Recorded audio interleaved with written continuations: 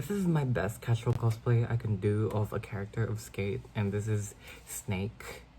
I had a red cap, but it was too small. Whatever. So let's begin with the video. So what is Skate Infinity to me? To me, it's just one big comfort anime that's just a really fun watch. If you don't really care for plot lines and characters and all that, go watch it. Even though it does dig deep into several of its characters sometimes, and it's very queer-coded. Like, very queer-coded. I think that it's also an allegory to being gay, you know, skating equals gay. If you rewatch Skate Infinity and just replace skating with gay, it makes sense. I think someone said it, I don't know, I'm not sure, but that's like the current consensus in the fandom right now. But of course, I do not want to take away skating from that anime. Skating is an important part of the show, and if you just want to watch random people skate, go watch it. Even though the fandom is really fun sometimes. Shipping culture. Yes, it's very queer-coded to the point that these ships have become part of these fandom. You know, Renga and matchablossom and so on and so forth, because of its countless of, I think coding, is that the word? Yeah. Especially with Langa's talk with his mother. But I'm sure a lot of people can talk about these codings way more in depth than what I'm gonna get into, because the trauma that I'm gonna talk about is about the main antagonist, Ainosuke Shindo. And he really divides the fandom. And here's just my stance on him. So to clear this out of the way, let's say my stance on him. It's neutral. I don't really care if you like him or if you hate him, but it's neutral just because of his backstory. It's way too similar to mine, and this is why I'm talking about him in this YouTube video right now. So let's begin and talk about his trauma, because it's fun talking about other people's trauma. I just want to say that he's not a good person. He's a great character, not a good person. This is why a lot of people hate him. He becomes overly obsessed with people that have the capabilities of being a good skater. I don't think it's romantic though. This is why many people hate him, because they believe that he's romantically in love with this 17-year-old Langa. But I don't think that's the case. But he's still not a good person, because he physically assaults the people he's obsessed with and pushes them over the edge, and when he realizes that they can't do or reach his expectations, he just dumps them in the trash like nothing. So let's start with his occupation and his family. Currently, he works as a politician, but he's not a good politician as well. He's a corrupt one. And whether it's done by his own hands or by the guidance of his aunts is left ambiguous. And the reason why I mention his aunt is because it is revealed early in the story that his aunt and his father, who's now dead, always had this expectation that Ainosuke will carry the Shindo family legacy right from when he was a child, to the point where there's this one scene where the aunt literally physically abused him by hitting him with a ruler on his wrist and saying that this is for the betterment of him. They're doing this because they love him.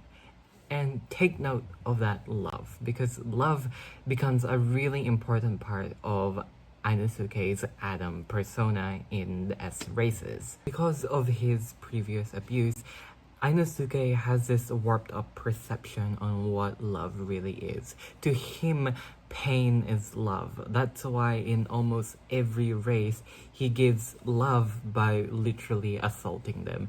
And this is not to justify any of his actions towards anyone, really. It's just that this is why he's like this.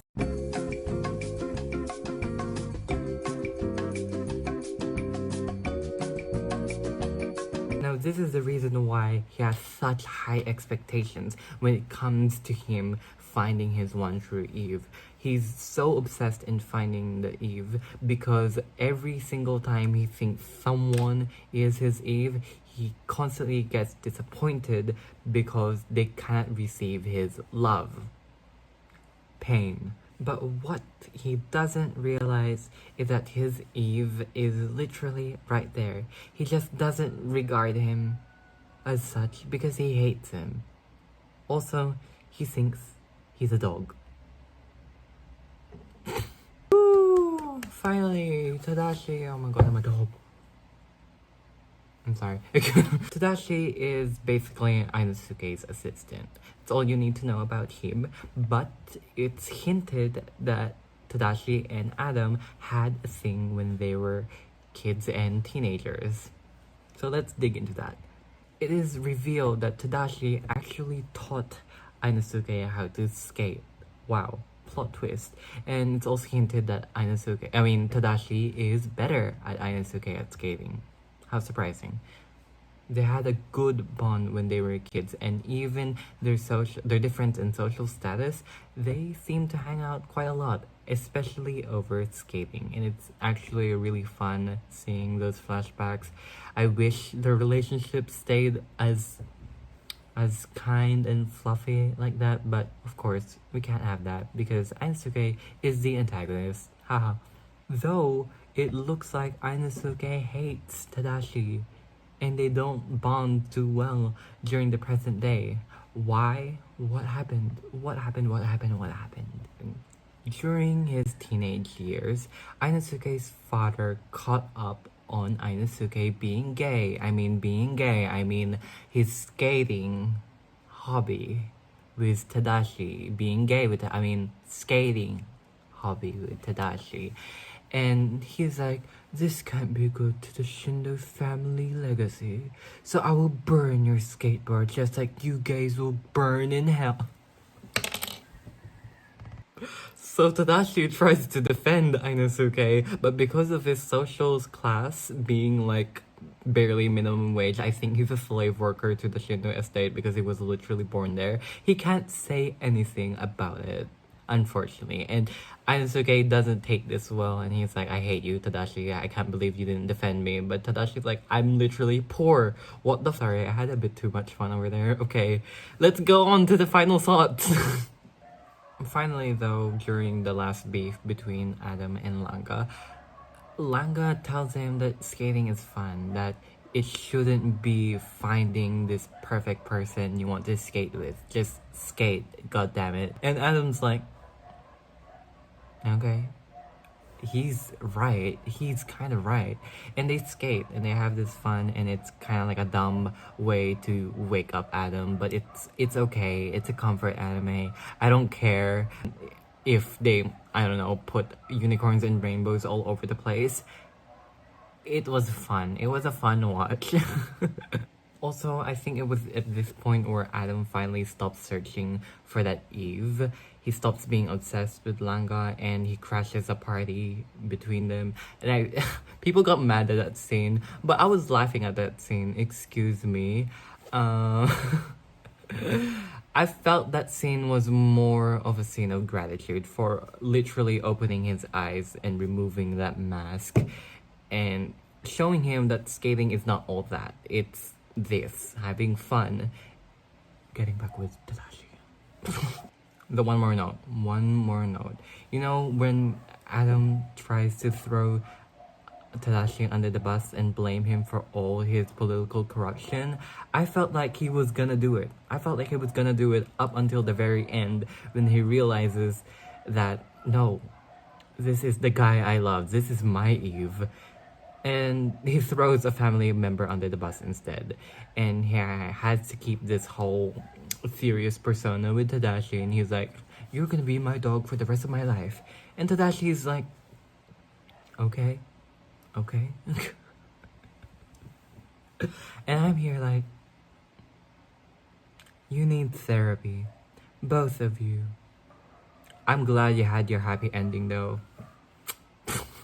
And that's basically it. Those are my final thoughts on Skate Infinity. It's Adam and Tadashi.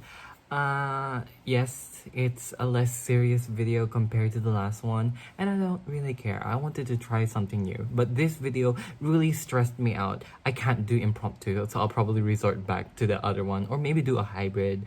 I can't do impromptu. Like, seriously, I had to delete around 50 plus videos. So yeah. Have a good day or night, and bye.